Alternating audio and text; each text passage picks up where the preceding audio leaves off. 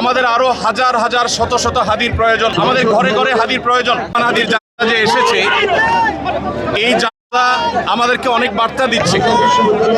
বাংলাদেশ তৃষ্ণার্ত পাখির মতো অপেক্ষা করছে এমন কিছু মানুষের, যে মানুষগুলো এদেশের স্বাধীনতা সার্বভৌমত্বের জন্য, ইনসাফ এবং ন্যায় বিচার প্রতিষ্ঠা করবার জন্য, জনগণের অধিকার আদায় করার জন্য নিজের সর্বোচ্চ শক্তিকে যারা আল্লাহর রাহে করবে, এরকম কিছু তরুণের জন্য গোটা দেশে মানুষ অপেক্ষা করছে।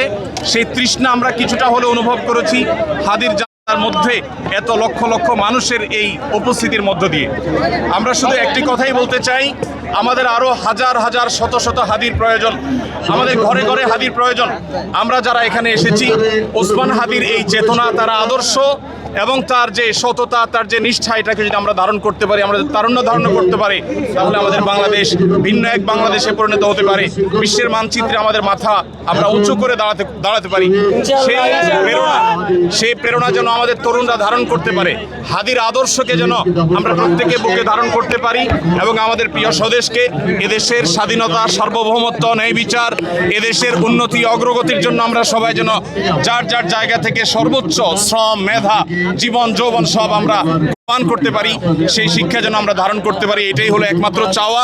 আমি দোয়া করি আল্লাহ তাআলা ওসমান হাদিকে শাহাদাতের সর্বোচ্চ মাকাম দান করুন এবং সেই সাথে ওসমান হাদির যে প্রেরণা, তার যে আদর্শ, তার যে চেতনা, সেটা যেন এই দেশে, এদেশের বিভিন্ন প্রান্তে প্রান্তরে যেন যুগ যুগ ধরে, শতাব্দীর পর শতাব্দী ধরে যেন টিকে থাকে, বেঁচে থাকে।